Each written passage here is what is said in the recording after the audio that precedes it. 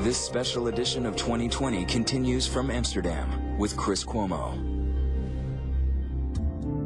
In the end, this story is about a victim, a suspect, and a mother whose pain we couldn't begin to comprehend. I'm asking this in the name of my beautiful, intelligent, and outstanding daughter, who I haven't seen for 36 days and for whom I will continue to search until I find her. Beth Twitty kept her daughter's story alive from the moment she found out Natalie was missing. She followed every lead, spending months at a time in Aruba. When I first got to the island of Aruba, I couldn't look at the water I couldn't look out at the ocean.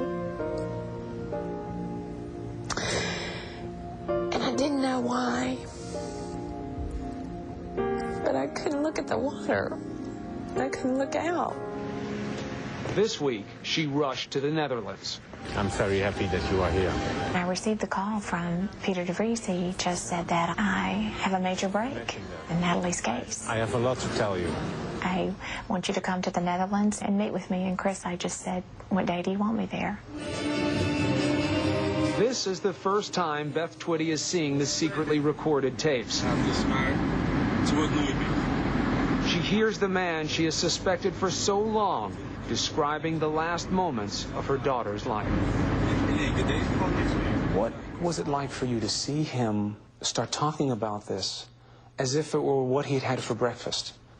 It makes you sick to see that. How can an individual, how could they have such a disregard or disrespect for another person's life? By his own admission, he says that he saw Natalie go through some type of seizure, but he didn't call the hospital. He didn't try to help her. Oh, dear God, Joran could have called. He could have called an ambulance. He's not an EMT. He's not a doctor. You know, he's not anyone that could make a decision on my daughter's condition.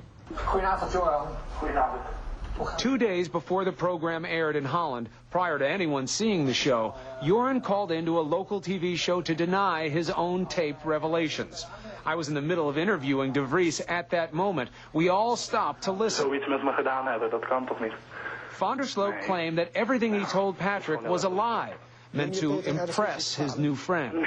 You surprised by his calm when he called into that show? No, I'm not, because that's the way we know Joran till now. That's the same guy who was able to keep silence in police interrogations and smile to the policeman and look them into the face and say, you have nothing. He's the son of a lawyer, of a judge. He knows how it works.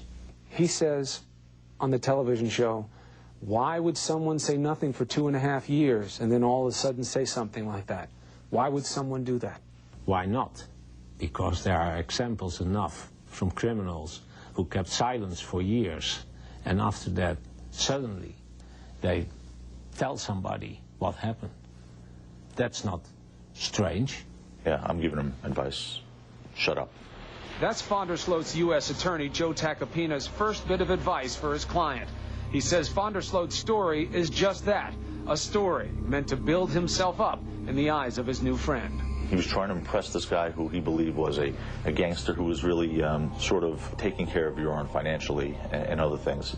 Look, there's no good reason to say anything, he said. I mean, it's not defensible from a moral standpoint, and I have nothing good to say about what he did, or quite frankly, his credibility or character at this point.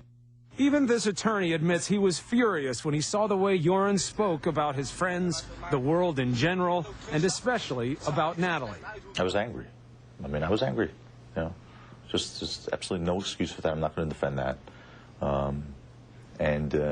You know, really, it was disrespectful to Natalie. It was disrespectful to the Holloways, disrespectful to his parents, and disrespectful to all the people who've done so much to support him. But again, I will fall back on the evidence. And if the evidence convinces me that he is not guilty, which it has done, I will continue to defend him. And so far, he says, there's just no evidence against his client. Up until a month ago, the evidence clearly was not enough to go forward in the case against him. The case was dismissed against Joran. So now we're talking about just this story. And the evidence is plentiful that his story is made up and false. First of all, there are two drastically inconsistent versions. In one instance, he claims she had a seizure and died, and he called a friend, and said, just go home, I'll take care of it. The next instance, he said the boat arrived, and he helped, put the body on the boat. I mean, they're very different scenarios. He says there are many inconsistencies and serious problems with the tape story, and points to the behavior of the ex-con Patrick Fonderheim, who set Joran up. He did things like provide drugs, to a subject, and then had him consume those drugs, then ask him questions. Certainly, cops couldn't do that. Patrick says, what chance did he have to get any information if he'd posed as a priest? He says he needed the gangster facade to lay the trap. He figured out the way to get to Joran. I knew he had some addictions. And addiction is a disease. Smoking weed every day is okay, that's good. I'm going to hit on that one. And Patrick insists Joran wasn't just telling him what he wanted to hear. What I wanted to hear, sir, is that you, Joran van der Sloot, call an ambulance and helped her. That's what I wanted to hear. I wanted to hear nothing else. One thing's for sure, Joran van der Sloot did not call an ambulance. Now, whether or not this tape is true or false will be for prosecutors to decide. But that's nothing new. Joran's had a credibility problem for years. He himself admitted that to me 2 years ago. And why should you be believed after all the lying that you've done in this situation? There's absolutely no reason to believe me. Would you believe you? I would probably not believe myself, no. For his part, Peter de Vries is satisfied he solved the case.